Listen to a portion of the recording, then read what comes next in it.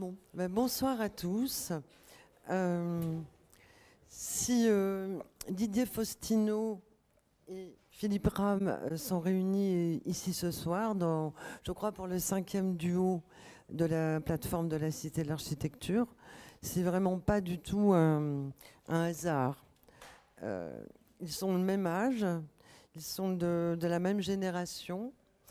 Vous, Philippe, vous êtes suisse, diplômé de l'École polytechnique fédérale de Lausanne, et vous avez aussi fait des études à Zurich. Didier, vous êtes né en France, mais d'une origine portugaise assez affirmée, et diplômé de l'École d'architecture de Paris-Villemain. Vous êtes un petit peu, en quelque sorte, deux frontaliers de la France, et vos bureaux sont installés à Paris.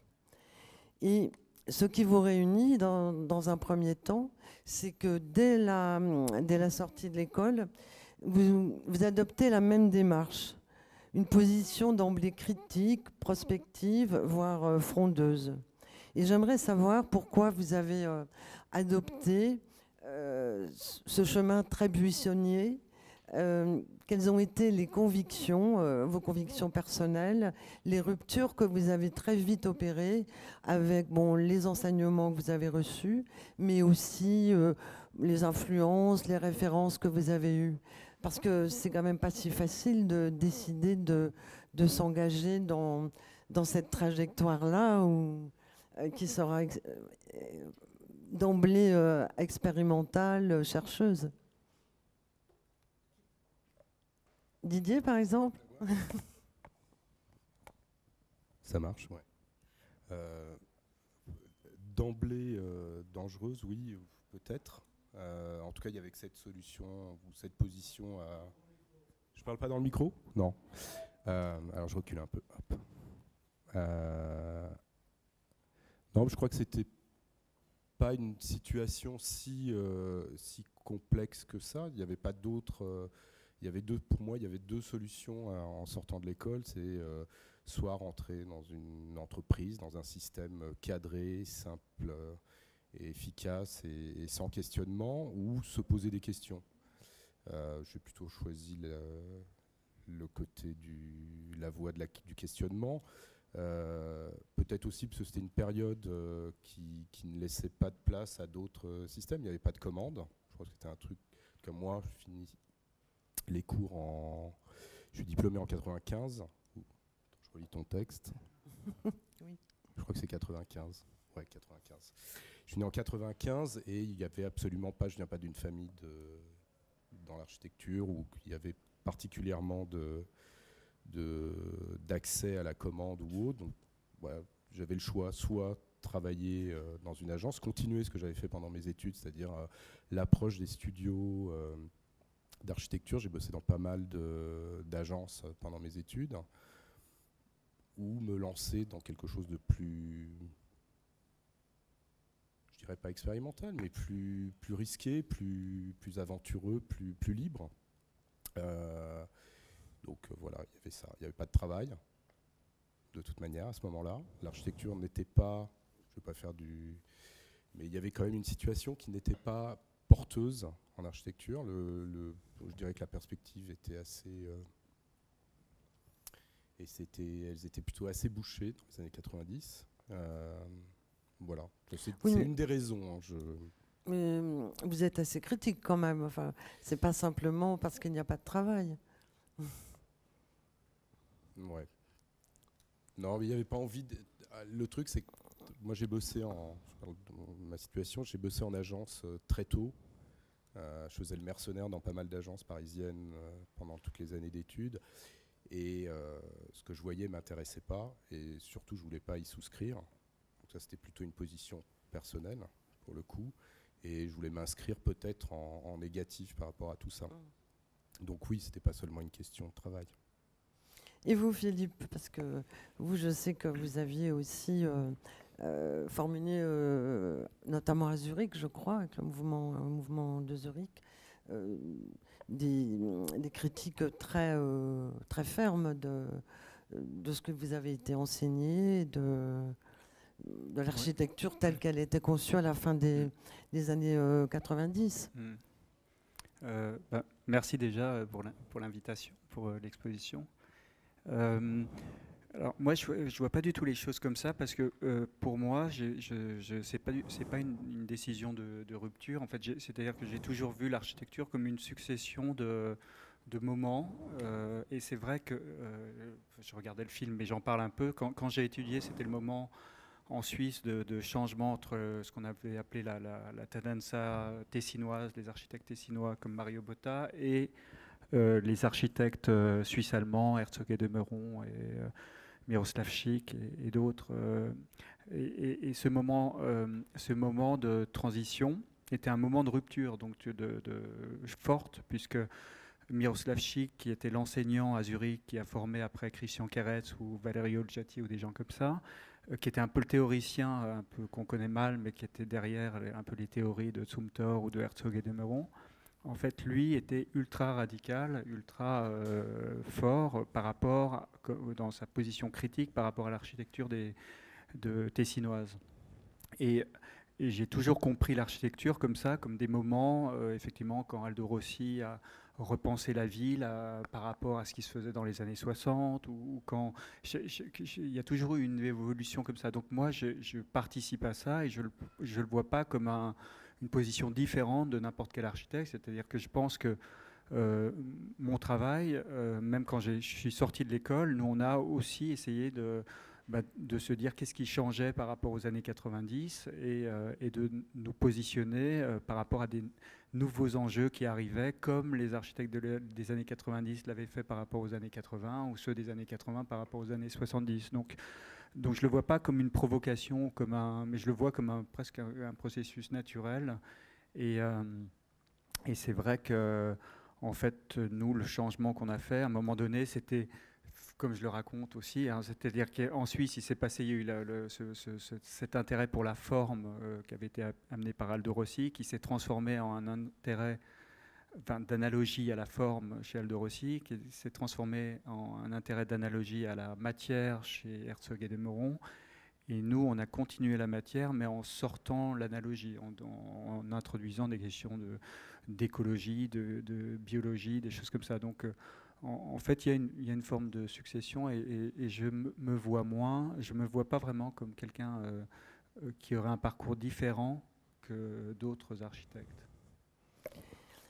Mais pourtant, on ne va pas pouvoir vous pister là ce soir, la quinzaine d'années, grosse quinzaine d'années depuis que vous exercez, avec des bâtiments. Vous en avez très peu bâti, mais si on vous a rencontré, et beaucoup, c'est dans les biennales, dans les musées, dans les galeries. Et si, de fait, vous êtes reconnu et pas mal reconnu par les étudiants, c'est que vous faites référence sur plusieurs questions.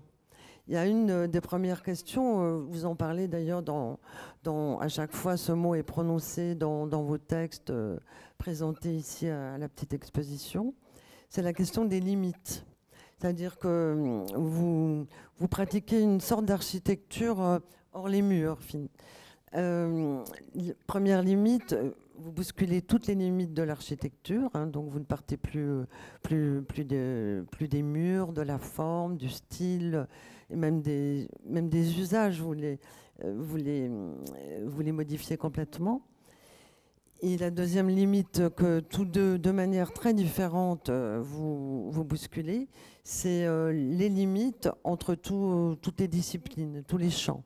Alors vous, Philippe, c'est vrai que vous allez plutôt créer des porosités entre l'architecture, la ville et les sciences, particulièrement la climatologie puis la météorologie.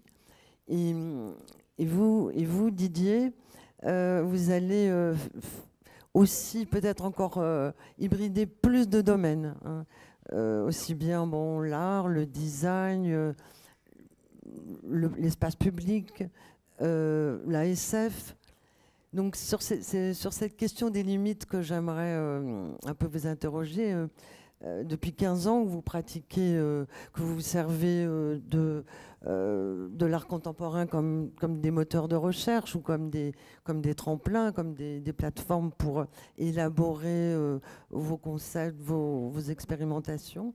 Jusqu'où poussez-vous les limites? Est-ce que c'est pas...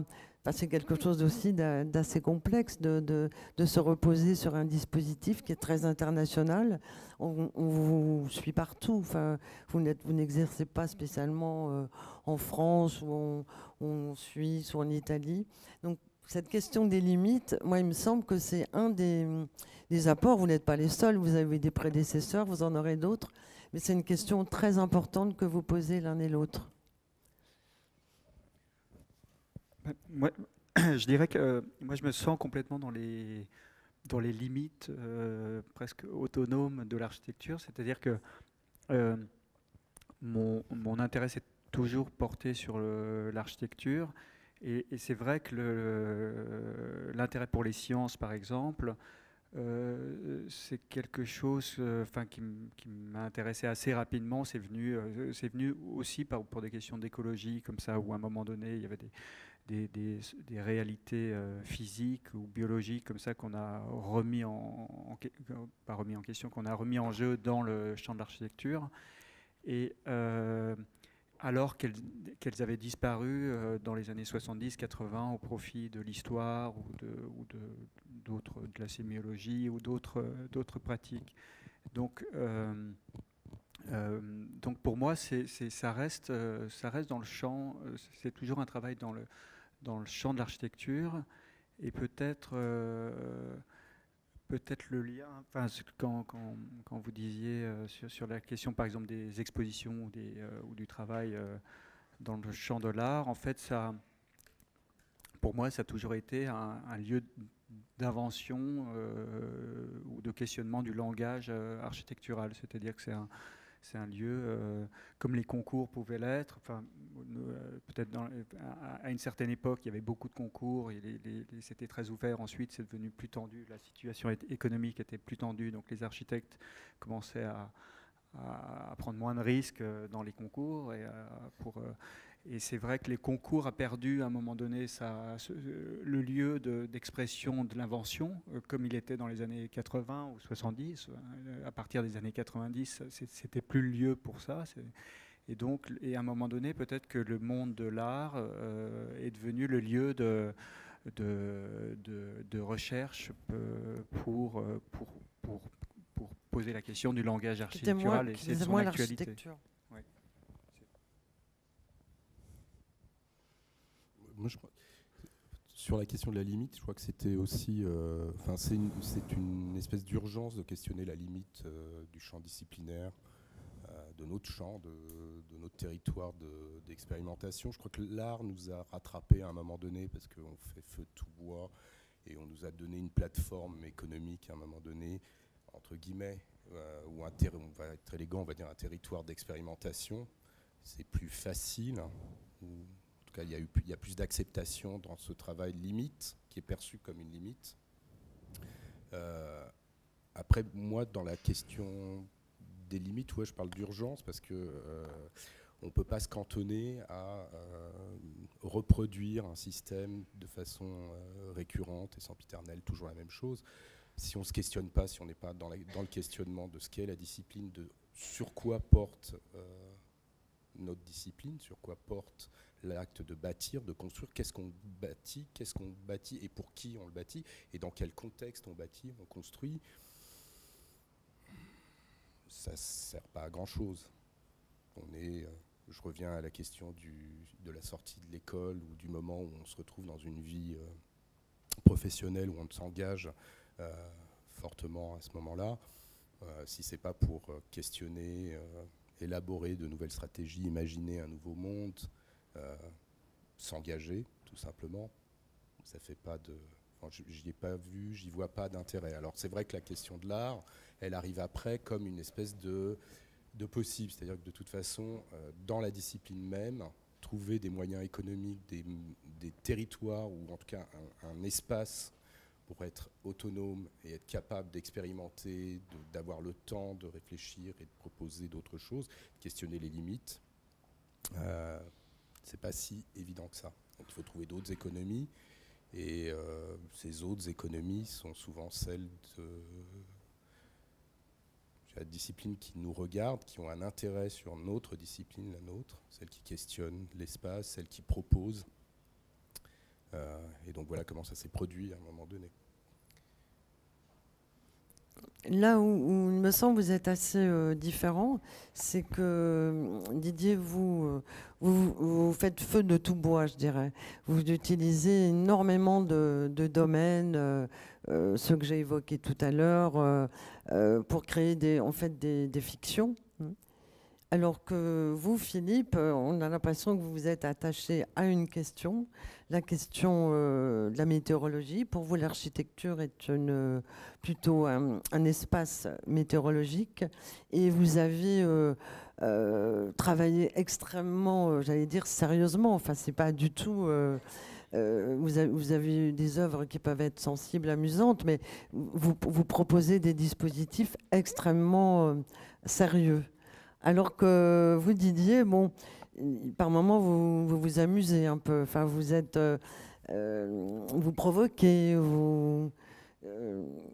C'est un petit peu les différences que je vois dans vos manières d'essayer de vous battre, en fait, pour deux visions de l'architecture quand même complètement différentes de ce qui se produit en France, ça c'est sûr, mais dans le monde. Je ne sais pas si je suis pas sérieux, j'aime bien m'amuser, c'est vrai que... Je n'ai pas dit pas sérieux, j'ai dit... Un minimum de plaisir et de laisser aller peut, à un moment donné, être productif.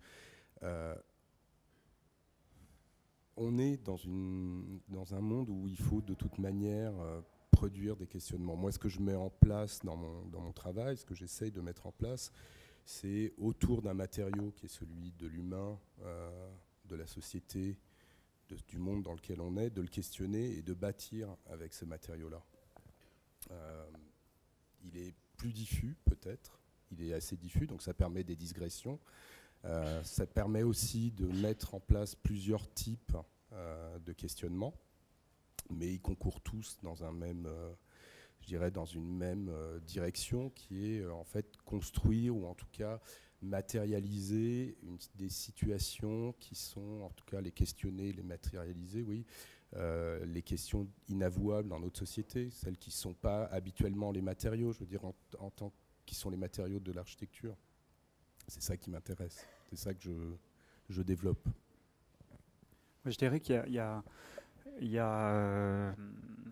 je m'intéresse beaucoup en ce moment au siècle des Lumières, enfin au XVIIIe siècle, et je pense qu'il y a une première partie effectivement critique, c'est-à-dire qu'on doit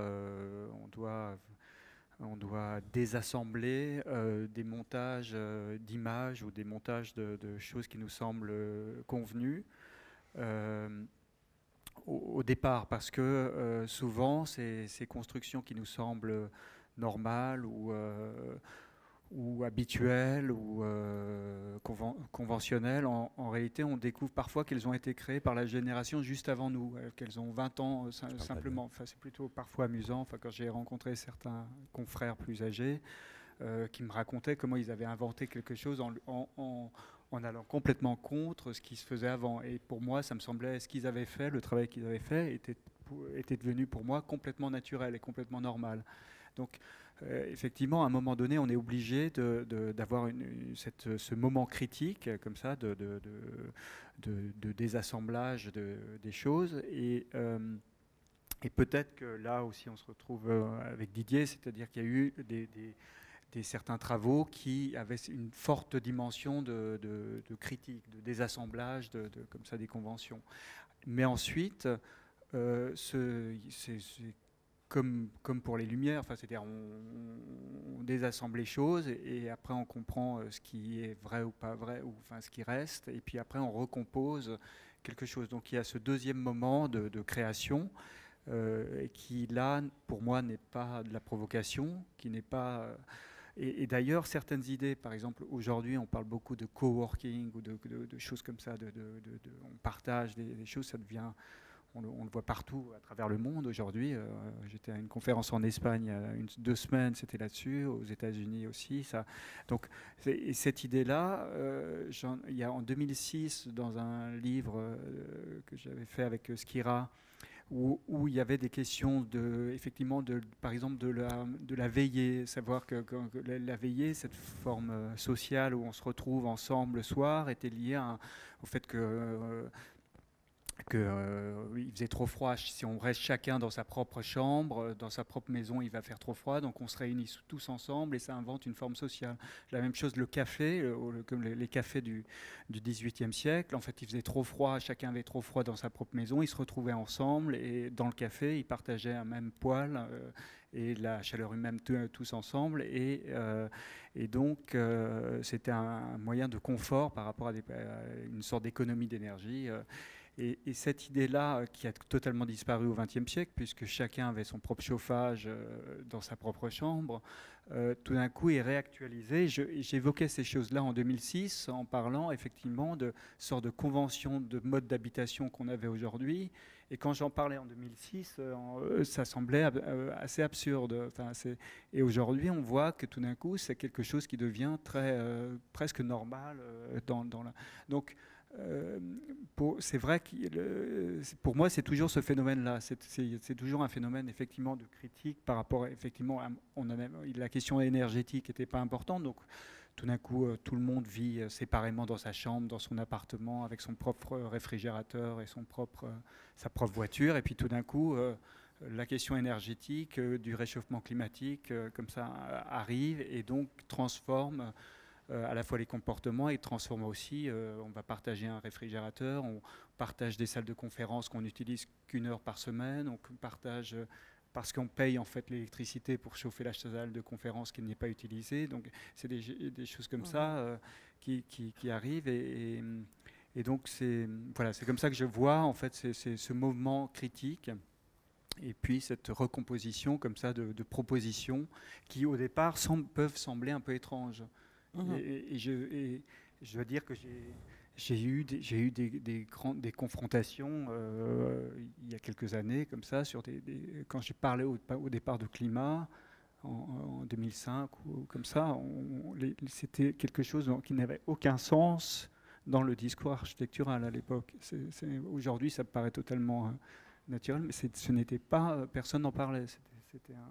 Donc voilà, c'est un moment, mais bien évidemment qu'on en parlait dans le monde politique, dans le monde citoyen, on comprenait qu'il y avait le problème du réchauffement climatique. Donc c'est pas moi qui ai inventé la question, mais c'était à un moment donné, j'ai compris que ce problème énergétique, de ressources, du réchauffement climatique, de l'isolation thermique des bâtiments devenait un enjeu nouveau pour l'architecture et qu'il fallait s'en emparer, qu'il fallait travailler avec, puisque c'est là où il se passait quelque chose.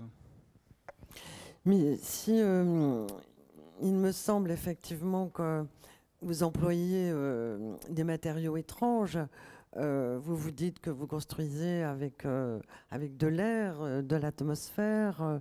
À une époque, en provocateur, vous aviez dit que vous faisiez de l'architecture avec du sperme, du sang et de la sueur. C'est que je crois que l'un et l'autre, vous remettez le corps au centre de l'architecture. Mais bon, tous les architectes nous parlent du corps. Ça pourrait ne pas être très original, enfin ça ne devrait pas l'être. Mais ce qui est intéressant chez vous, c'est que vous ne faites pas re-rentrer le corps dans l'architecture par la porte ou par des fenêtres. Mais c'est que de façon très spécifique, vous allez vous intéresser à la physiologie du corps. Bon, avec vous, on a chaud, on a froid, on respire. Je pense à ce petit livre que j'ai trouvé vraiment très réjouissant, la météorologie des sentiments, parce que bon, votre approche peut paraître quand même un peu scientifique, assez barbante. Et c'est vrai qu'avec ce livre, vous êtes un peu, votre corps est un peu un cobaye. Il est autobiographique et vous expérimentez en fait tout ce que vous êtes en train de concevoir. Mais vous avez très froid à Tokyo, vous avez très chaud à Rome. Et vous, c'est pareil, Didier, vous vous mettez en scène dans toutes vos installations, souvent sous forme de corps nus. Alors vous, moi je dirais que vous nous proposez finalement de nous trouver mieux. Vous nous proposez de la douceur, alors que Didier, vous nous asseyez quand même sur des chaises, mais pire qu'inconfortables. Vous nous violentez, vous nous provoquez. Tout ça pour démontrer que le corps est complètement brimé et que vous le verriez redevenir plus sauvage, aussi bien brimé par l'architecture que par l'espace public, que par la démocratie. Tous les deux, vous faites un corps à corps avec le corps, si je puis dire. Je crois qu'on traite le corps comme un corps réel et pas un corps normé et abstrait. On est dans un rapport au corps qui est celui de la matière, du corps matériau, du corps qui n'est pas simplement un corps individuel, collectif, mais aussi social, politique. Et comme matériau, en tout cas comme sujet, comme vecteur pour produire de l'espace, il faut le questionner, ce corps. Et moi, je crois que finalement, le grand écart qu'on est en train de pratiquer, ou qu'en tout cas je pratique, je pense qu'on est aussi à peu près dans le même segment, c'est que le corps aujourd'hui est un corps qui est abstrait dans le sens où il est, je n'irai pas jusqu'à dire normé, mais le corps aujourd'hui, il est vu à distance. C'est-à-dire qu'on a une série de documentations qui vont nous dire il faut faire les bâtiments de telle manière. L'architecture se pense avec des espaces, des distances, des codes, des ratios et autres. Donc c'est un corps quantifié, c'est un corps rationalisé. Et en fait, le corps, c'est autre chose. Et ce autre chose, c'est là où est la matière. C'est là qu'il y a matière à faire et à réfléchir et à construire. Et pourquoi vous pensez que c'est payant de proposer des habitacles aussi violents, que ce soit... je ne sais pas si c'est violent. Moi, j'ai fait vous revendiquez cette violence. Oui, non, mais moi, j'ai fait une maison qui s'appelle la maison d'1 mètre carré. Oui, je pense particulièrement à... On en a fait une maison, on en a fait un prototype à Paris qui est un peu... C'est oui, c'était non, c'est pas bodybuilding, c'est Body in Transit. C'est encore un autre sujet. Il y a Body in Transit, mais vous avez le One Square Meter House. C'est à celle-ci que je pensais. Qui est une réponse, qui est juste un regard sur notre monde et sur la façon d'habiter et l'individualisation de l'habitat et la prolifération de l'habitat. Et donc c'est une façon en fait de produire quelque chose qui n'est peut-être pas une proposition qui se veut comme étant une solution, mais qui est peut-être une proposition qui se veut être un questionnement ou une mise en garde ou un regard sur une situation absurde qui est celle de l'occupation du territoire de façon déraisonnable. Où on veut de plus en plus occuper le territoire. On ne pense plus à la densité, on est juste dans un rapport au tertiaire, à l'occupation et à la possession, et peut-être essayer de regarder les choses de façon différente, rendre les choses plutôt plus collectives, trouver d'autres solutions. Là, en l'occurrence, c'était comment parler de la contamination du territoire, de la gangrène du territoire par l'habitat individuel. Eh bien, on en parle en poussant la chose à sa limite, le questionnement à sa limite, et en produisant peut-être le bâtiment le plus absurde possible, mais qui n'est pas seulement absurde, qui est aussi, quelque part, aussi un questionnement par rapport au mode de fabrication même de l'architecture. Et sur le container, l'inconfort, le container pour des migrants, c'est la matérialisation d'une situation inacceptable. L'architecte se doit aussi de montrer, en tout cas dans ma pratique, dans ma production, je me donne le droit, et c'est ça qui m'intéresse aussi, c'est de parler de situations qui ne sont pas montrées, ou en tout cas qui n'ont pas encore l'intérêt de regarder un peu les choses de façon anticipatoire. vous aussi, vous ne nous parlez pas d'architecture de demain, heureusement, mais vous anticipez à partir du corps comment on pourrait vivre autrement l'écologie sans les recettes, je ne les résume pas, qu'on connaît aujourd'hui. Mais la question du corps, enfin de la physiologie, en réalité, elle est à la base même de l'architecture. C'est-à-dire pourquoi on a besoin d'architecture, c'est parce que quand il pleut, on veut être à l'abri. Ou quand il fait froid, on veut avoir chaud. Enfin, c'est pour ça pour ça qu'on fait de l'architecture. Et d'ailleurs, en ce moment, je suis en train de relire, enfin, ou de lire sérieusement Vitruve, Alberti, des traités comme ça. Et en fait, il parle que de ça. Enfin, c'est-à-dire, il parle que de climat. Tout l'urbanisme est uniquement lié à des questions de climat. Toute là, il y a des grandes premières parties sur l'homme qui a froid, qui construit sa maison. C'est assez amusant parce que quand il y a eu des critiques qui ont été faites, enfin pas des critiques, des lectures au XXe siècle qui ont été faites de ces livres, ils disent que ces premières parties où il parle des premières cabanes et des choses comme ça, où il explique que d'abord c'est un toit, ensuite ils doivent fermer pour bloquer le vent. Enfin, ils disent que c'est un peu naïf et que parce que tout traité doit parler de ça, mais en réalité c'est parce que durant le XXe siècle on avait complètement perdu, grâce au chauffage central et à l'air conditionné, on avait complètement perdu cette relation avec cette origine de l'architecture. Et donc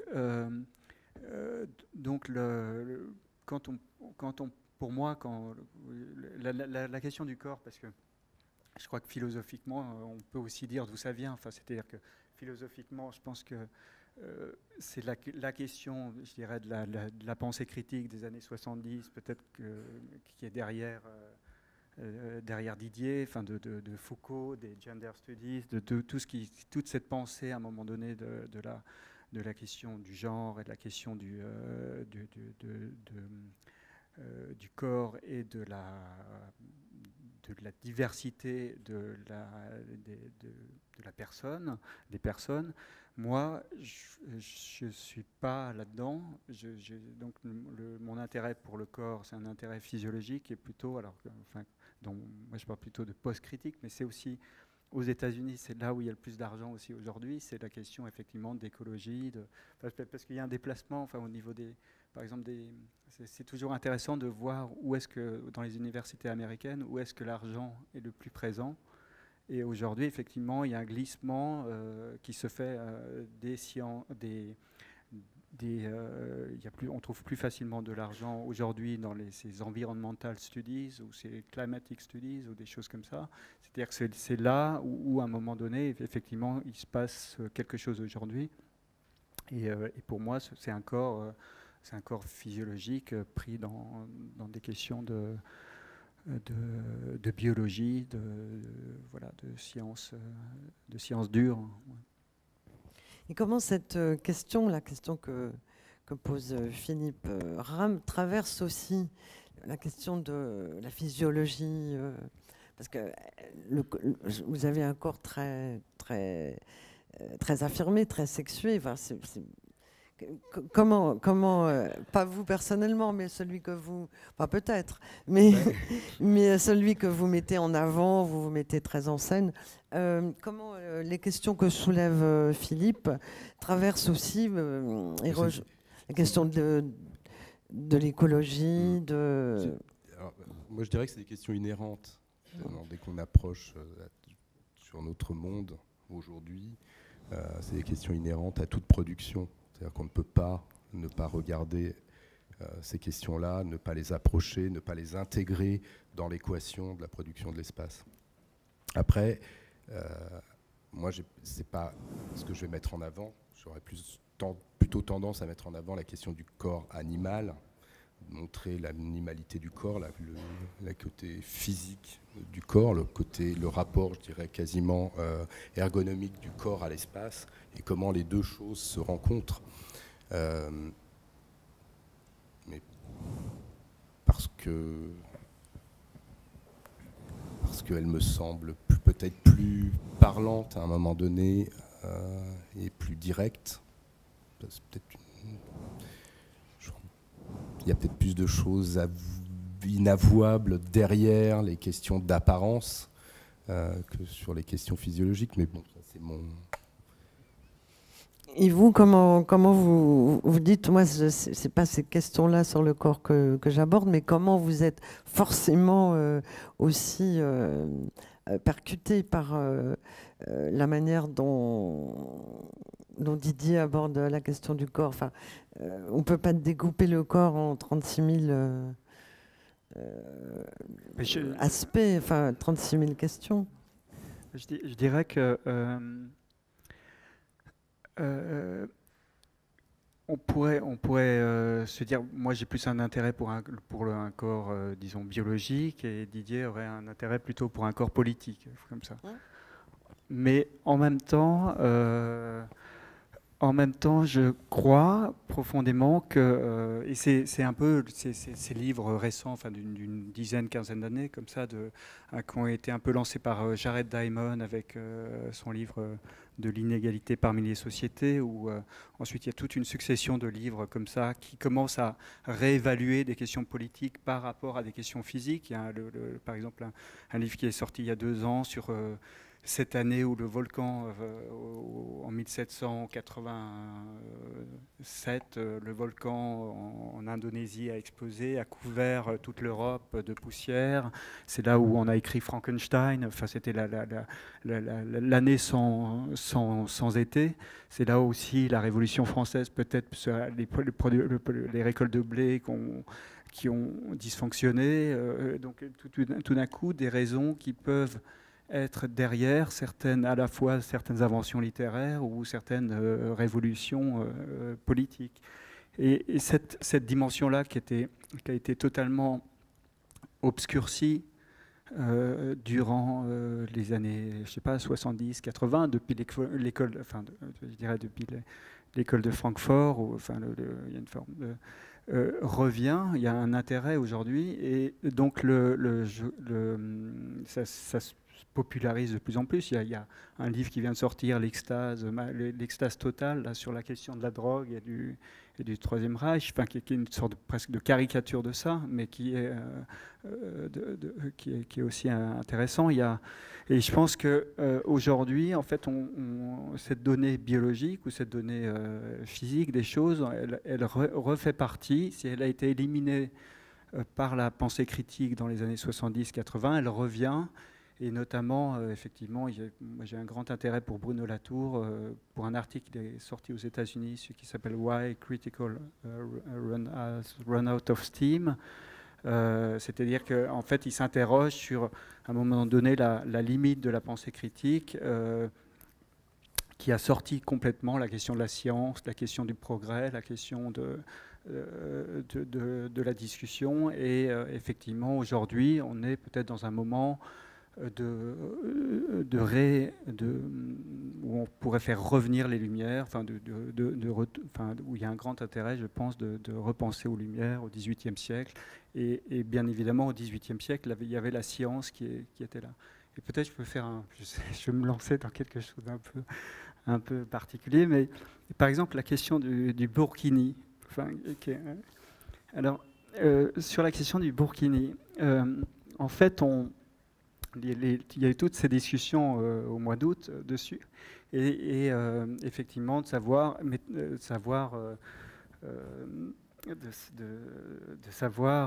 enfin, comment se positionner par rapport à ça. Et certaines personnes en rappelaient au XVIIIe siècle, aux Lumières, à la Révolution, à des choses comme ça, en disant qu'il y a une forme de tradition du corps libéré, comme ça, de l'autre côté. Donc il y aura un corps qui serait selon des conventions religieuses. Et à aucun moment dans la discussion, il y a eu la question scientifique qui est intervenue. Parce que quand on regarde effectivement l'histoire du bikini, l'histoire des maillots de bain, en fait, on s'aperçoit que il y a Alain Corbin qui a écrit un livre sur les rivages. Donc on sait qu'au XVIIIe siècle, XVIIe, XVIIIe siècle, personne n'allait au bord de la mer. C'était les égouts les villes tournaient le dos au lac. Il n'y avait pas de construction au bord de la mer. Et puis en 1830, en fait, on découvre le lien. Un médecin lyonnais découvre le lien entre le iode et des carences de iode et des problèmes de goitre et de maladies. Et donc, du manque d'iode, le iode qu'on trouve au bord de la mer, dans les poissons, dans l'eau, dans les embruns marins. Et donc, à ce moment-là, les médecins anglais commencent à préconiser des voyages à la mer pour aller, effectivement, en Suisse, il y avait ce qu'on appelait les crétins des Alpes, qui étaient des gens en manque d'iode, puisqu'il n'y avait pas d'iode dans les montagnes. Et donc, les gens commencent à partir à la mer pour aller...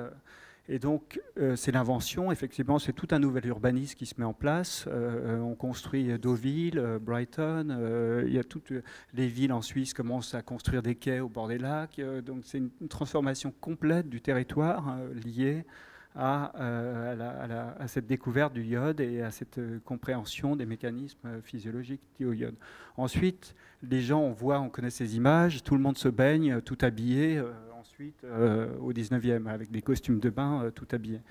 Et donc là, ce qui se passe, c'est qu'il y a toute des recherches sur la lumière qui sont un peu farfelues au début du XXe siècle, sur les luminothérapies, mais qui se révèlent qui sont en fait pas, qui sont fausses. Mais par contre, ce qu'on découvre, c'est effectivement l'influence des ultraviolets sur la synthèse de la vitamine D. On a besoin d'ultraviolets sur la peau pour faire la synthèse des vitamines D, pour éviter le rachitisme et des choses comme ça.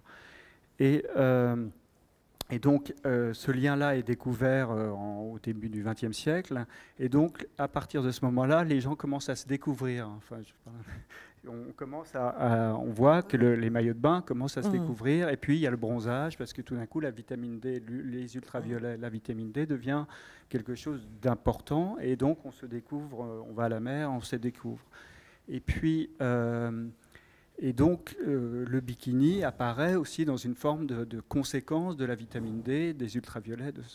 Et donc, ce qu'on voit, ce qu'on perçoit comme superstructurel, comme des questions purement sociales, politiques, en réalité, derrière, il y a une force scientifique ou une force qui participe à ça et qui a été souvent sous-estimée dans l'histoire, dans la manière dont on a raconté l'histoire ces dernières années. Et aujourd'hui, effectivement, on commence à voir ce qui se passe, c'est qu'on comprend qu'on peut avoir des cancers si on a trop de soleil, et donc on déconseille aujourd'hui d'aller à la mer, de se baigner entre 11h du matin, 10h du matin et 4h l'après-midi. Et donc on voit de plus en plus, il y a des ventes de maillots de bain pour les enfants qui protègent, qui sont anti-UV, des choses de consommation.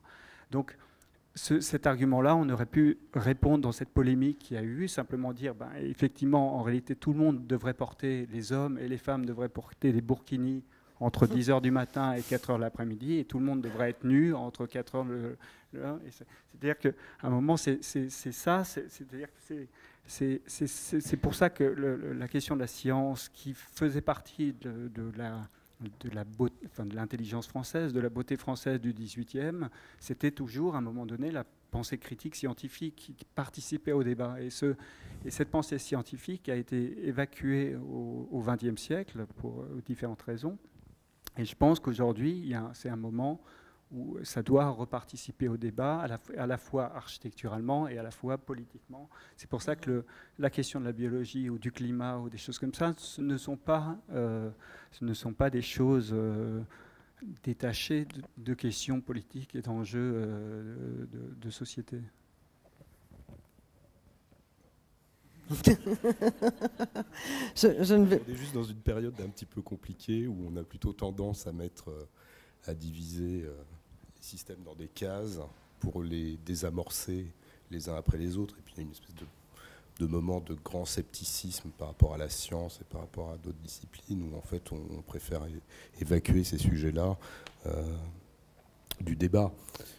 Et puis il y a peut-être aussi un moment où on vient de passer, alors j'ai pas l'impression que ce soit le cas aujourd'hui, puisqu'on est de nouveau en train d'avoir une espèce de désir par rapport à demain, par rapport au progrès.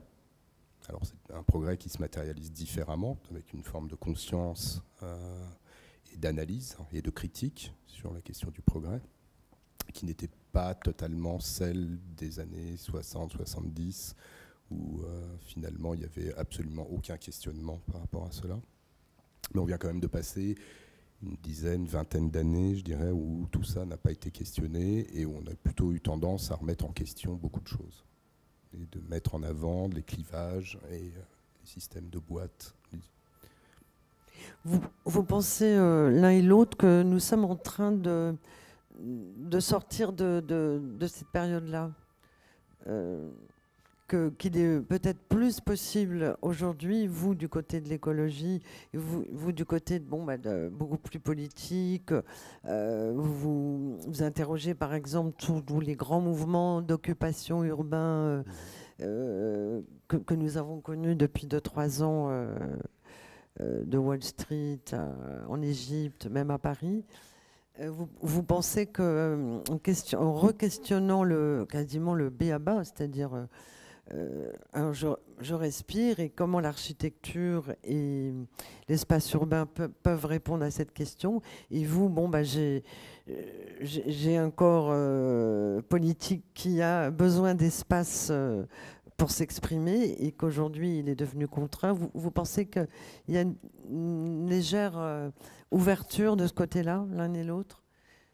Peut-être on peut en parler à travers les deux grands projets que l'un et l'autre vous mettez en place depuis 4 ou 5 ans, parce que j'ai un peu l'impression que ça représente un tournant. Hein. Vous, à Mexico, vous êtes en train de concevoir, je crois que ça y est, ça va être lancé, le permis de construire va être lancé. Vous avez une vraie commande, si je puis dire, même si ça ne veut pas dire que vous n'avez pas eu avant, mais vous avez un vrai client, vous n'avez pas inventé de client. Et là, vous construisez donc pour la fondation Alumines à Mexico un centre d'art, un centre d'exposition, un lieu extrêmement ouvert, hybride. Et là où vous entendez provoquer la perte de soi, la confusion, le chaos. Est-ce que vous pensez qu'aujourd'hui, ce genre d'architecture que vous proposez est beaucoup plus acceptable, compréhensible? Alors c'est le projet Alumnos, pour la fondation Alumnos, qui est une fondation à but caritatif, sur la question de la culture, et toute l'idée de comment diffuser dans les quartiers, dans le pays qui est le Mexique, la culture, et rendre accessible la culture, quelle qu'elle soit. Où on m'a demandé de dessiner, de concevoir un bâtiment qui soit un bâtiment qui puisse accueillir et qui soit un bâtiment ouvert. Alors, je ne vais pas faire la description, c'est la maquette qui est là-bas. Ce qui est intéressant là, c'est de voir un contexte politique, un contexte très particulier, avec beaucoup de pression, avec une volonté aussi de la part de la fondation de ne pas jouer le jeu de la corruption, de jouer le jeu de la pression politique de ce pays, qui est un pays en état de guerre civile, entre les narcos, les politiques et la société civile. On est dans un état d'urgence. Et quelle peut être la réponse à cette situation dans l'acte de bâtir, dans le bâtiment? Alors, on a fait une proposition, on l'a fait évoluer, ça fait 5 ans qu'on travaille là-dessus. Là, on est arrivé à une forme qui a été validée, qui est une forme ouverte, où c'est plus un travail d'orientation de flux et de gestion des corps en déplacement dans le bâtiment qu'un bâtiment avec des territoires clairement définis. C'est une architecture, je dirais un espace qui est pensé comme étant un espace capable de générer des possibles, de nouvelles situations. On a obtenu le permis de construire, on a démoli tous les bâtiments qui étaient sur le permis de démolition, donc tous les bâtiments qui étaient sur le terrain, et on a commencé le terrassement. Et l'administration vient de bloquer le chantier pour des raisons très obscures. Qui sont des raisons d'entrave, je dirais, à but pécunier. Il faut servir certaines personnes dans le système administratif. Donc on en est là.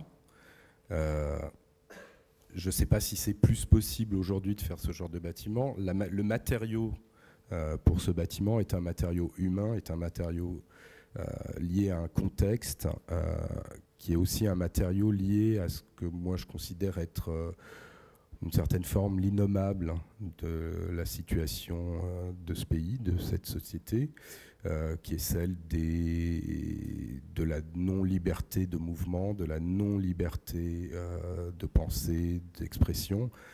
Alors on se met dans une situation particulière, c'est ce qui m'intéresse, le matériau là est ce matériau particulier. Voilà, on est dans une situation, je ne sais pas si je réponds à ta question, mais voilà où on en est. C'est un projet qui maintenant devrait être livré quand on aura de nouveau l'accès au terrain, puisque là il est carrément clausurado. Donc on a une mesure administrative qui n'est pas claire, qui n'est absolument pas transparente. L'initiateur du projet, qui au départ m'a appelé en me disant « je veux aller à l'encontre de ce système en faisant quelque chose pour mon pays, en faisant quelque chose pour ma société, pour ce monde », est aujourd'hui dans une position très dur. Il dit qu'il ne cédera pas. Donc voilà où on en est. Donc, je sais pas, il va se faire quand même ce projet. Faire, mais à moins qu'on nous tombe dessus la semaine prochaine et que je ne sais pas quelles sont les mesures qu'on peut inventer à partir du moment où le bâtiment est totalement légal et où on a le permis de construire, on a commencé le chantier. Là, on est dans l'inexplicable. Donc ça, c'est plutôt la difficulté politique, enfin la politique. Mais vous voulez provoquer au sein même de ce bâtiment une grande désorientation, rendre tous les usages poreux. On ne repère pas très bien où est l'entrée, la sortie, les circulations. C'est ces notions-là que vous avez envie d'expérimenter, parce que là, peut-être vous faites aussi une maison en Espagne, mais pour une des premières fois, puis vous aussi Philippe, vous allez expérimenter quand même à grande échelle ce que vous avez conçu, expérimenté à des petites échelles jusqu'à présent. Enfin, c'est quand même un passage, à mon avis, qui doit vous questionner. Est-ce que vous vérifiez tout ce que vous avez supposé comment se fait ce passage-là de la petites échelles de petits habitacles, d'installation, de performance, un vrai bâtiment qui accueillera un vrai public. Peut-être vous pouvez, parce que la question vaut pour tous les deux. Mais je pense qu'en architecture, là, il y a pas, la question de l'échelle n'est pas. Enfin, on apprend à travailler à toutes les échelles. En fait, c'est pas. On peut pas dire. Enfin, je dirais qu'il n'y a pas vraiment de différence comme ça entre les échelles. Par contre, oui. Ouais,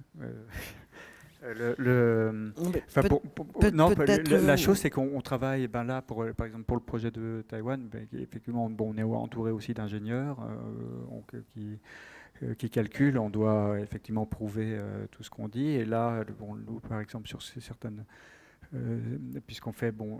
c'est un parc de 70 hectares, donc on est avec Catherine Mosbar en France et Ricky Liu à Taïwan pour le projet.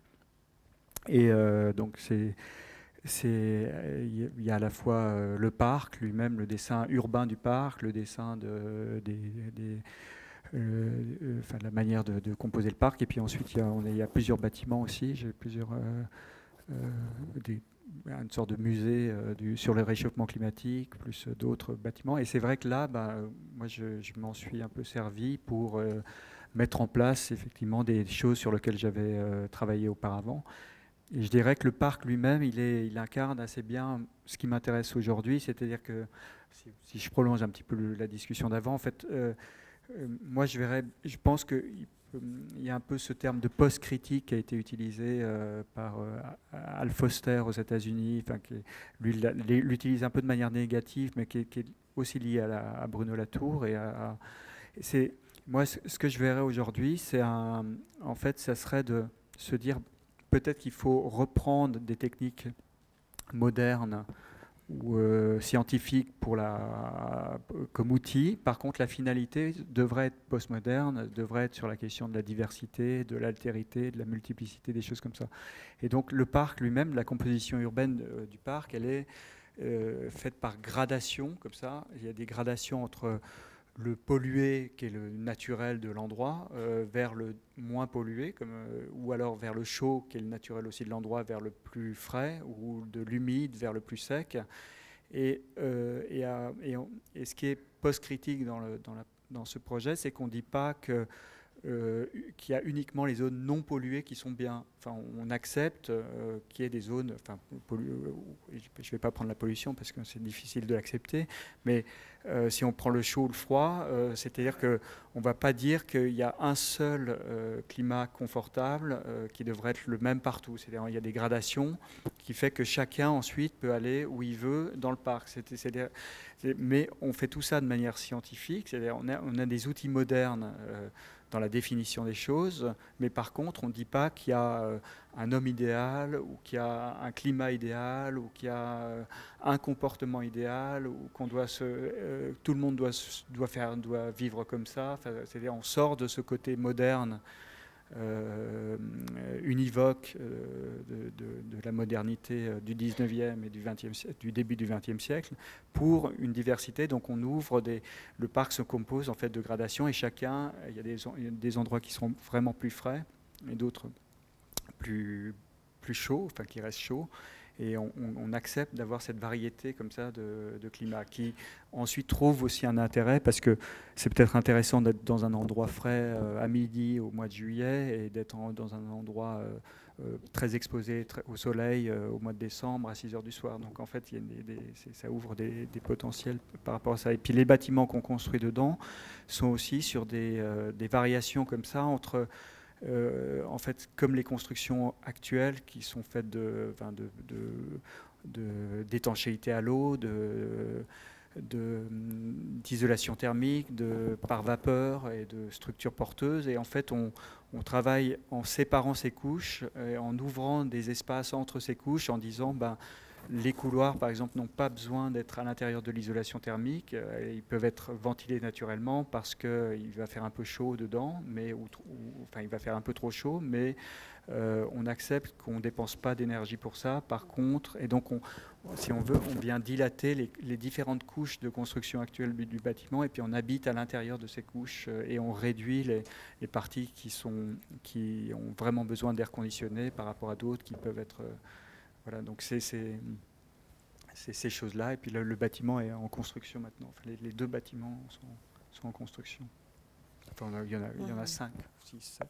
Donc vous voulez dire que vous n'êtes pas uniquement là pour proposer un confort qui serait parfait dans tout ce que cet impact parc est immense, il fait 70 hectares. Oui, vous n'êtes pas là pour finalement qu'améliorer ce climat qui est un climat humide tropical, mais pour proposer des poches climatiques différentes sans normes, quoi. En disant vous serez bien partout. Alors, en fait, ça c'est un peu ce qu'on voit dans le livre qu'on présente. Enfin, on travaille beaucoup par gradation, comme ça, par des gradients. C'est-à-dire on part le contexte normal, il est chaud et humide, et puis après on fait des graduations un peu moins. C'est aussi le projet de Arles pour la fondation Luma, qu'on peut voir encore maintenant, qui fonctionne par gradation entre le blanc et le noir. C'est-à-dire pour un musée, on dit peut-être qu'un artiste veut exposer en pleine lumière, avec beaucoup de lumière, peut-être un peu plus gris, un peu plus foncé, ou dans le noir, et puis peut-être dans le noir il y a des vidéos, ou dans le gris foncé il y a des œuvres fragiles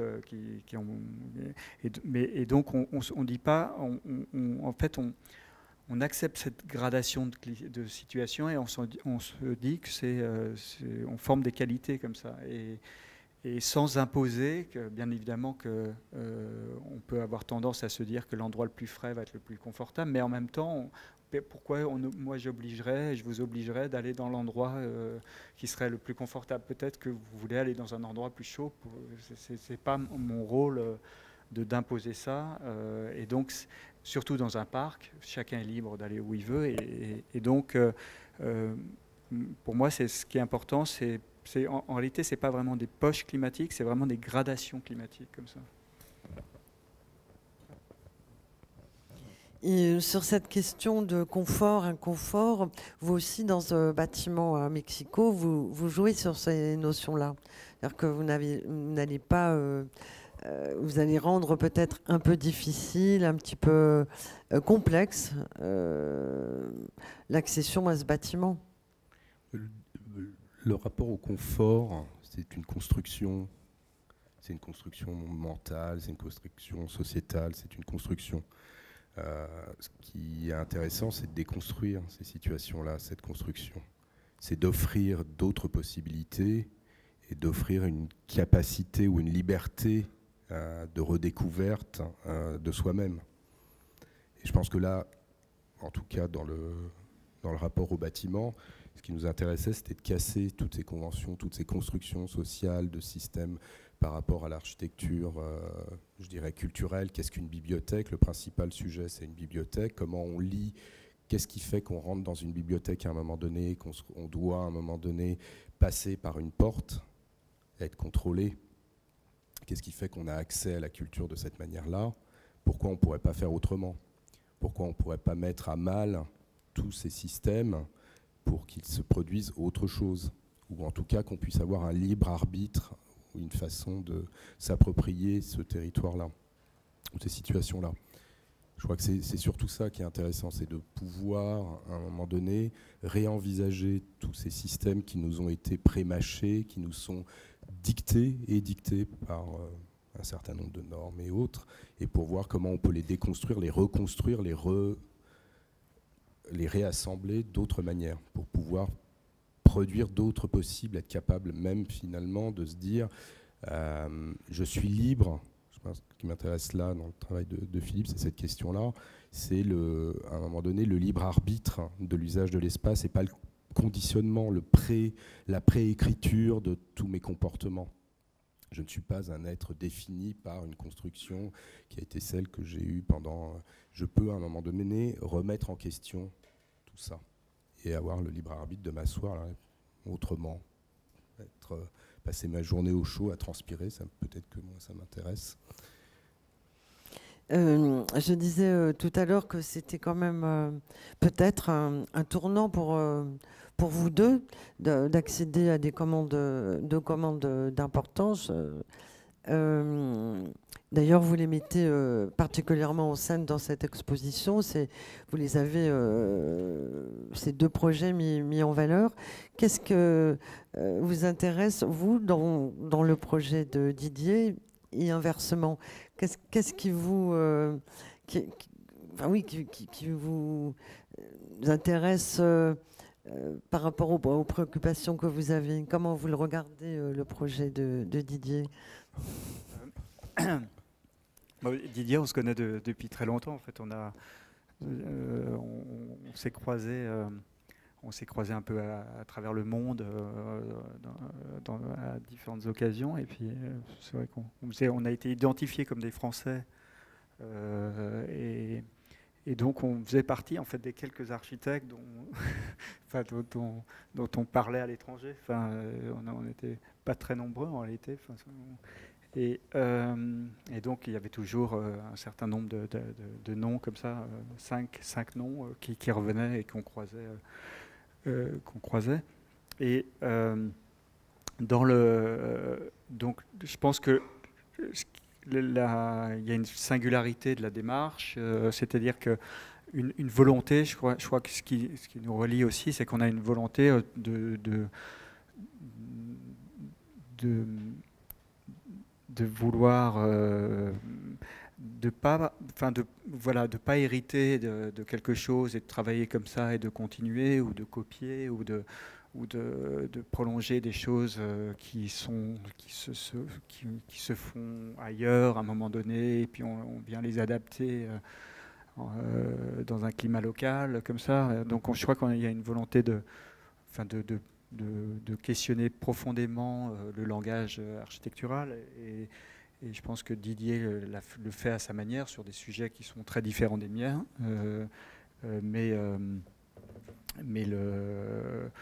après, moi, ce que j'apprécie chez Didier, le côté graphique aussi, je pense que le côté plastique, le côté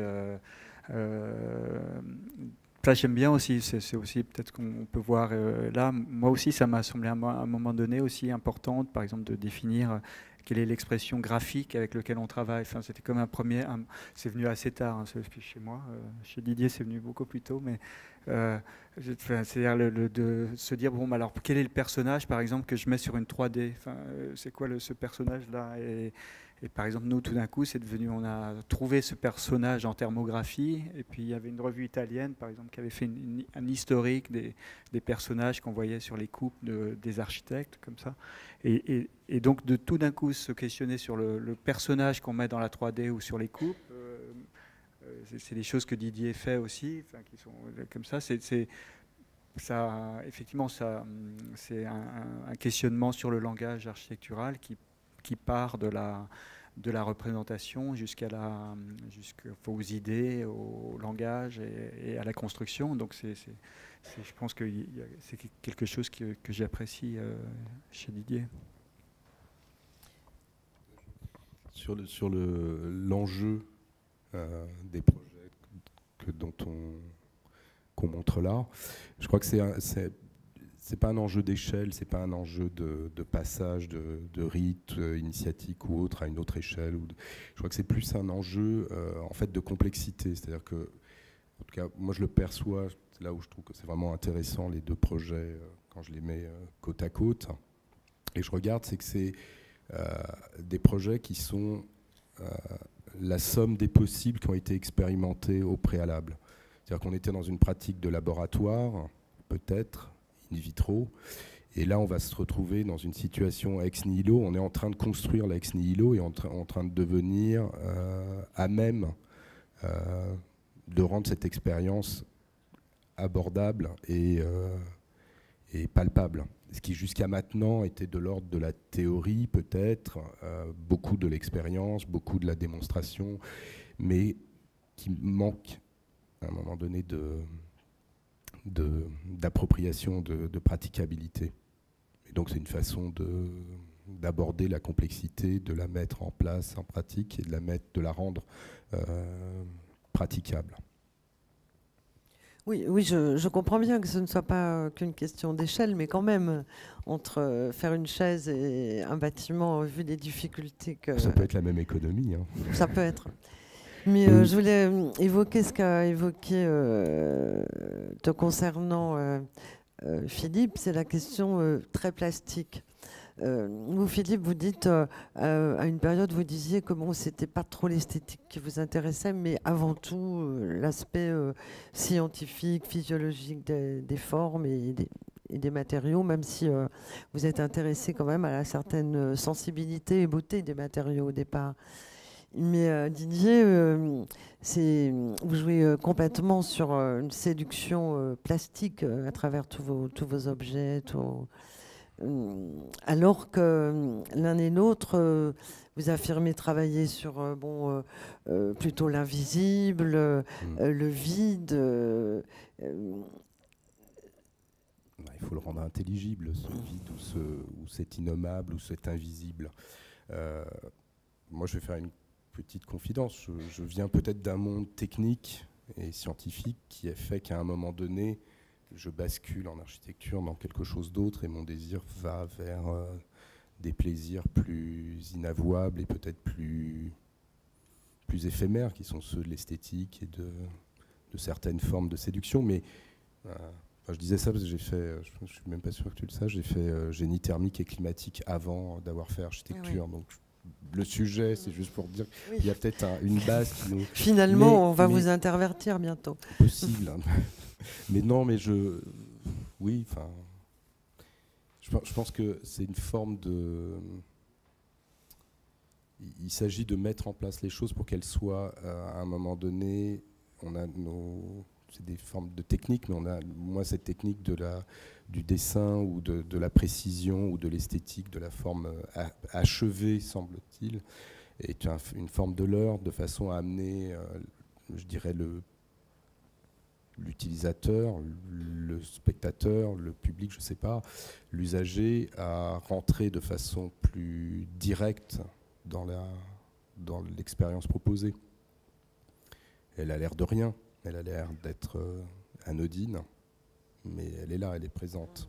Faire un container, tu parlais de ça tout à l'heure, la question du container, quand j'aborde la question de la migration, la question des migrants et des flux migratoires,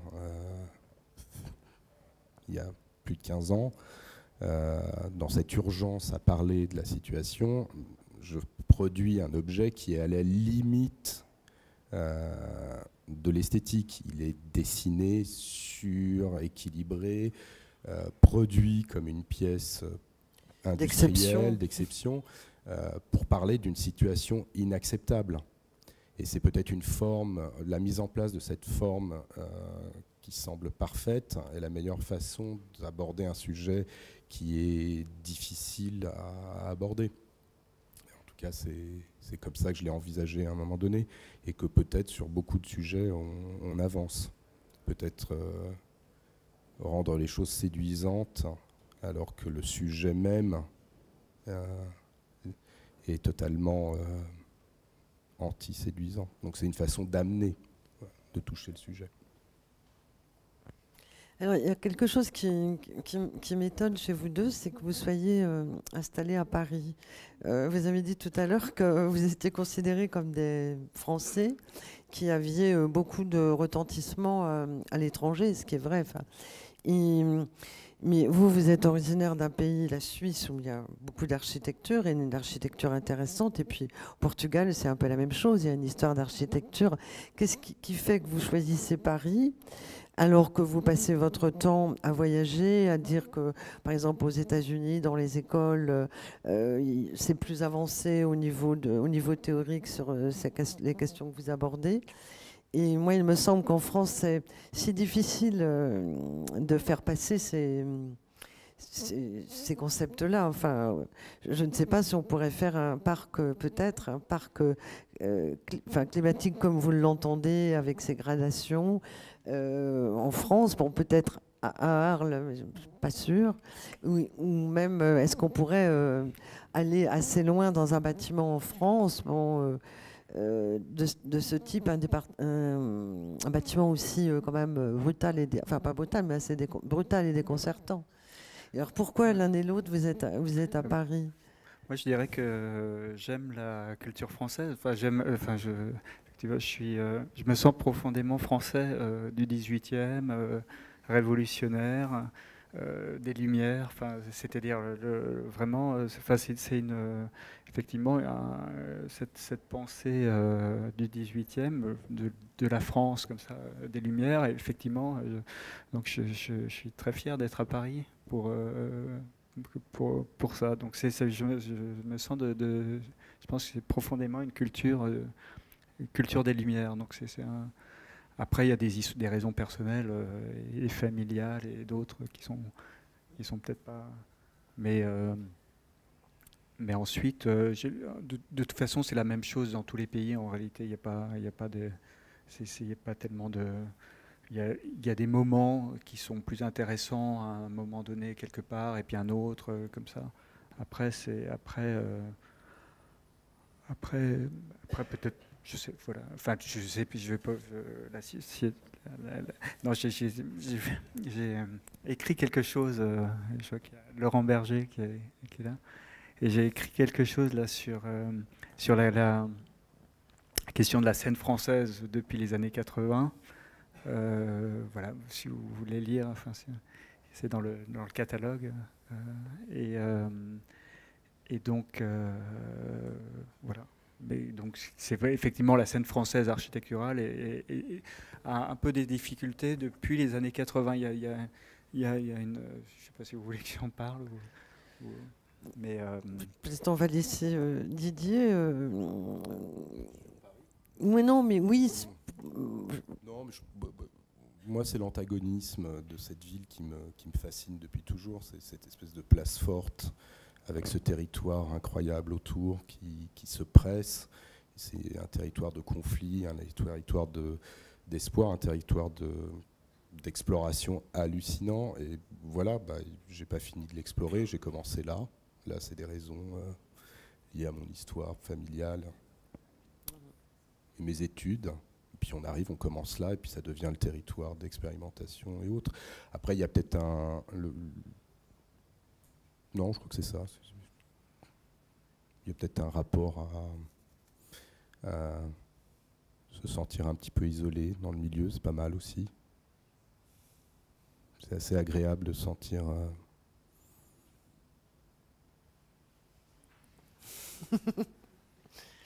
En fait, tous les deux, ça sera peut-être ma dernière question. Vous vous confrontez à des sujets, j'allais dire, hyper importants, quoi. Vous, le développement durable, toute la question écologique, et vous, toute la question de la démocratie.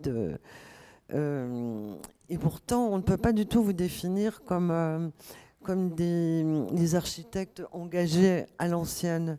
Ce qui me semble assez intéressant, c'est que vous inventez une nouvelle forme quand même de contestation, même si c'est pas une contestation.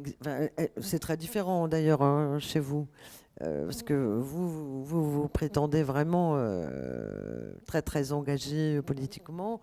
Mais moi, c'est cette forme-là qui m'intéresse. Et là, je vous fais des signes. Je pensais au Berger qui aussi s'engage un petit peu il y a beaucoup de jeunes architectes qui commencent à s'engager sur ces terrains-là. Comme vous avez parlé d'être post-critique, ou plutôt critique, comment vous voyez votre chemin par rapport à ce que j'appelle quand même des engagements, même si ça prend plus des routes très idéologiques, très dogmatiques. C'est difficile quand même de faire bouger les lignes, aussi bien sur le terrain de la démocratie, du politique, du genre, l'écologie. Enfin, ça me semble être un combat quand même assez difficile. Je crois que ce qu'il faut, c'est questionner. Enfin, pour moi, c'est le principal. C'est-à-dire que je me sers de la discipline pour questionner le monde dans lequel je suis. Je ne suis pas là pour apporter des réponses. Je suis là pour esquisser des questions, mais voilà, je ne sais pas si c'est la résistance ou quel pourrait être le terme que je pourrais plaquer là-dessus, mais l'engagement, je sais pas, il est nécessaire. L'architecte, c'est celui qui construit la ville, c'est celui qui construit le monde. Je sais pas, on ne peut pas le construire, on ne peut pas le construire sans le questionner, sans le critiquer, sans l'analyser, sans y porter un regard. Donc, juste pas peut-être moins naïf. C'est un monde qui est un peu moins de naïveté dans notre pratique que a pu l'être celle d'une époque qui était peut-être un petit peu naïve, mais je sais pas. Naïf, utopique, les architectes du passé. Non, moi je dirais que ce qui serait intéressant, important, je ne sais pas si je réponds vraiment à la question, mais ça serait de réunir à nouveau. Peut-être il y a peut-être des dissociations dans la société française qui font que, par exemple, le monde académique des écoles d'architecture est très dissocié du monde de la pratique. C'est-à-dire peut-être moins, maintenant ça change aussi, mais il y a tout d'un coup, et le monde politique est aussi dissocié du monde culturel. Et donc, c'est chaud, alors que il y a des moments dans certains pays où ça marche ensemble, c'est-à-dire que effectivement, c'est ce qui se passe en Chine aujourd'hui, ou dans des comme ça, tout d'un coup, ils se disent bon, comment on organise un concours, alors on cherche la meilleure académie, on vient chercher le responsable du landscape de Harvard pour être dans le jury. Enfin, donc c'est-à-dire qu'il y a des liens qui se font. On fait confiance. On se dit bon, si je suis un politique, je vais faire confiance au monde culturel qui peut choisir un architecte, qui va faire confiance aux écoles.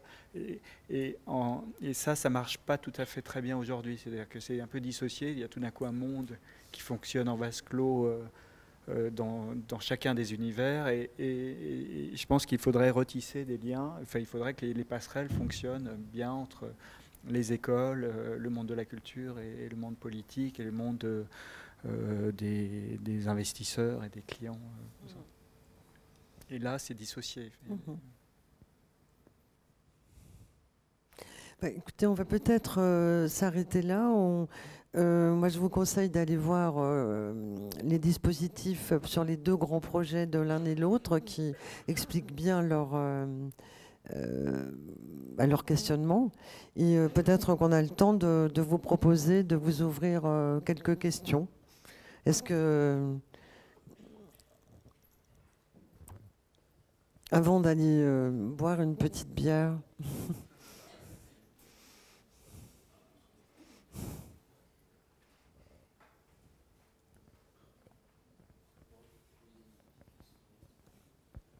Oui, Philippe, tu as dit que le XXe siècle n'avait pas été scientifique, grosso modo. Non, je caricature un peu ce que tu as dit. Enfin, tu as l'air de dire que, enfin, grosso modo, il y a toute une pensée post-structuraliste qui n'était pas scientifique, et je suis d'ailleurs assez d'accord. Mais du coup, d'ailleurs, tu sais peut-être que c'est pour ça qu'il y a des gens qui trouvent que tu es positiviste.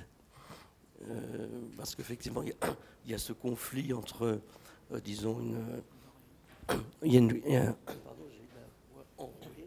Pardon. Ça va mieux comme ça. Non, ça va aller.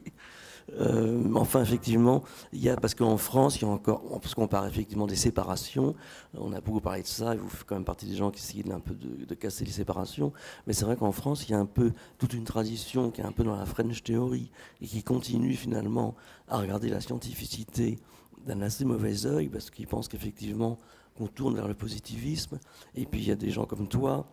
Mais c'est vrai, c'est aussi vrai de ce qui s'est passé en musique, avec la musique spectrale et du courant comme ça, qui était très scientifique, enfin qui avait une base scientifique. Est-ce que tu as des critiques de ce point de vue-là? Est-ce qu'on te... En réalité, le côté non scientifique, il vient à partir des années 70, enfin 80, c'est-à-dire, mais effectivement, il a été très fort pour nous. Enfin, pour moi, il a été très fort. Et c'est vrai que c'est intéressant de comprendre quand c'est que ça a commencé, ce moment de déscientifisation des choses. Par exemple, je m'interroge là sur moi, j'ai toujours entendu que Haussmann, on avait fait les boulevards d'Haussmann pour pouvoir tirer au canon. Et bon, en lisant toutes les mémoires d'Haussmann, en lisant les critiques d'Haussmann, les publications des premières critiques d'Haussmann au 19e, en fait, à aucun moment il y a cette dimension-là qui apparaît. C'est que des questions d'air, de pollution, de choléra, de choses comme ça. Même les premières critiques, même les critiques politiques qui se font sont sur le fait que tout d'un coup, les gens qui sont déplacés doivent aller dans des endroits qui sont moins propres, ou alors qu'il y a des problèmes de ségrégation sociale qui se créent. Donc, mais la question du contrôle Et en fait, ça apparaît... enfin, il faut trouver, chez Henri Lefebvre, mais il faut trouver la personne qui en parle le premier. D'où vient cette idée-là? Et d'ailleurs, cette idée-là, elle est très étrange, puisque en 1848, il y avait eu les 3 jours d'émeute à Paris, et Haussmann a commencé ses travaux après. Donc on disait que c'était pour empêcher les gens de se réunir. Et ensuite, il y a eu la Commune après les travaux d'Haussmann, et qui ont montré que les travaux d'Haussmann n'avaient pas pu empêcher la Commune. Donc, c'est cette idée, à un moment donné, en fait, donc Haussmann avait été, et d'ailleurs on le retrouve après à partir des années 50, 60, 70, les gens qui parlent de Haussmann n'en parlent plus que pour des questions de transport, de promotion immobilière et de surveillance, de contrôle, de politique. Et la question sanitaire de choléra, qui est la première, qui est la grande question de tout, qui domine complètement le débat au 19e, a disparu comme ça. Et donc cette disparition de cette pensée scientifique, on pourrait dire, et apparaît effectivement, c'est le postmodernisme, c'est le moment de l'école de Francfort, de la critique, et puis notamment avec Lyotard, quand il parle à un moment donné des grands récits, la question de l'émerveillement qu'on retrouve encore en architecture. Enfin, on trouve parfois des gens qui veulent réenchanter la ville, par exemple, ou réenchanter l'architecture, ou émerveiller une architecture enfin, ce type de terme qui en fait est hérité de Lyotard. Enfin, ça vient de Lyotard avec cette idée du grand récit qui est en fait une sorte l'idée du grand récit, c'est de se moquer en réalité du progrès scientifique de la science et de faire passer l'idée du progrès comme un récit, donc comme une fable qui serait subjective et qui serait tout aussi discutable que n'importe quoi d'autre. Et donc, il y a toujours des penseurs, on entend toujours cette utilisation de l'idée de récit ou de grand récit qu'on continue à voir de temps en temps. Et c'est effectivement ce monde désobjectivisé, aussi complètement subjectif. Et donc c'est cette part-là qui est très fort en fait, qui date des années, je dirais des années 70, 80. Et l'idée, mon idée, c'est absolument pas de défaire les acquis de la postmodernité, au contraire de garder effectivement les acquis comme des objectifs, mais de réintroduire l'objectivité dans les moyens des choses.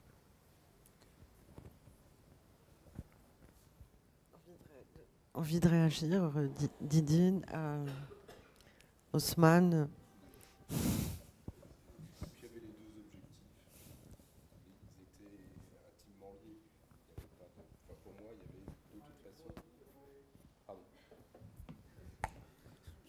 Je crois que les deux objectifs étaient là, l'objectif sanitaire et d'hygiénisation, mais aussi d'hygiénisation d'une société. Les deux objectifs étaient clairement établis. Mais ça, en fait, la critique au 19e, la critique d'Haussmann, la critique politique d'Haussmann, il y a des procès qui ont été faits. Enfin, j'ai consulté les livres à la bibliothèque pour faire un historique de cette histoire. Et les premières critiques, c'est effectivement, c'est de dire que, en fait, ils accusent les populations qui doivent partir ailleurs. Et donc, il y a ce côté financier qui est une forte critique, et le côté du manque d'hygiène des nouveaux quartiers ou en périphérie. Mais il y a la question de surveillance, de choses comme ça. Je ne parlais pas de la question de surveillance, je pensais de régir la ville, de l'organiser, de la structurer pour pouvoir contrôler. Malgré tout, mais il faut voir qu'en 1842, il y a eu 26 000 personnes qui sont mortes du choléra. Là, 5 ans plus tard, il y a 15 000 personnes qui meurent du choléra à Paris. Et en fait, quand Napoléon III va visiter Londres, où ces travaux ont déjà été faits, des choses comme ça, en fait, c'est ça qui est émis comme idée. C'est à un moment donné de diminuer la mortalité dans les villes. Et il y a des textes qui sont très clairs. Ils disent qu'il y a sur 8 enfants, il y en a 6 qui meurent à Paris. Il y a on les trouve. Et ça, c'est une dimension qu'on a effectivement totalement oubliée et perdue grâce aux antibiotiques. Parce que tout d'un coup, cette dimension dangereuse de la ville malade, elle a disparu à partir des années 50 quand on a eu les antibiotiques. Et aujourd'hui, elle a plus de raison d'être, bien évidemment. Enfin, ça les arrange bien. Qui ça si. Ça arrange bien l'emploi, et puis ça les arrange vraiment bien que les artères soient plus contrôlables. Ok pour la santé, mais ça les arrange vraiment bien. Mais non, je crois pas. C'est pas. Moi, je crois pas, parce que je crois que je veux dire. Non, moi je dirais. Mais non, c'est intéressant cette discussion, parce que je crois qu'on a l'article de Bruno Latour est un peu là-dessus, c'est-à-dire que je ne crois pas qu'il y a forcément toujours un complot ou quelque chose qui serait derrière. C'est pas. C'est pas.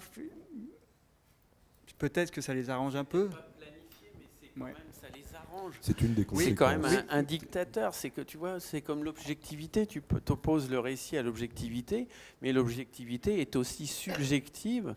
Tu vois, oui, mais quand tu fais cette critique par rapport au grand récit, parce qu'ils ont critiqué Oui, mais l'objectivité. quand tu fais cette critique, c'est la critique qui a été faite dans les années 70 contre. On ne peut pas aujourd'hui, en 2016, reprendre les mêmes arguments contre. Je ne suis pas en train de défendre la modernité. C'est-à-dire, la critique que tu fais, c'est celle qui a été faite dans les années 70-80 contre.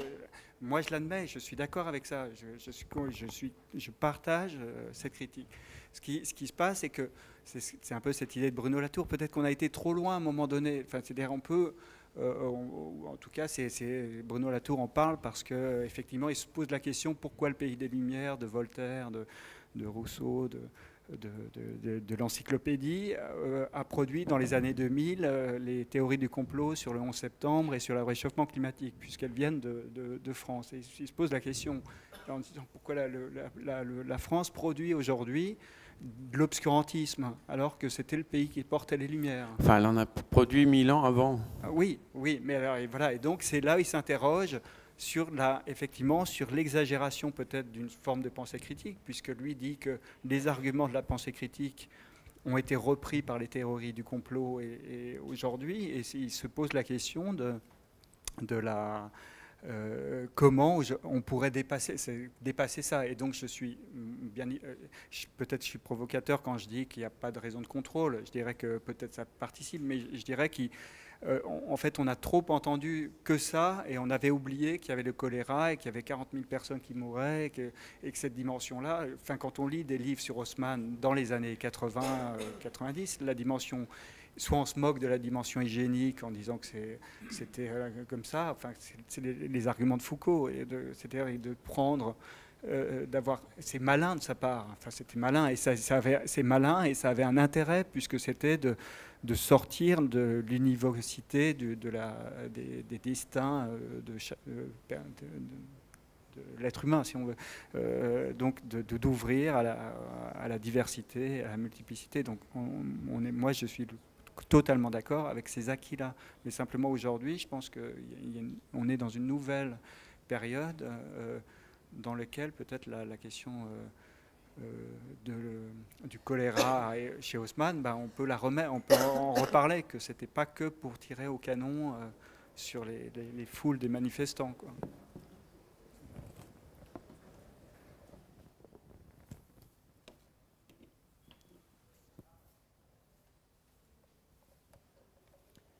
D'autres questions?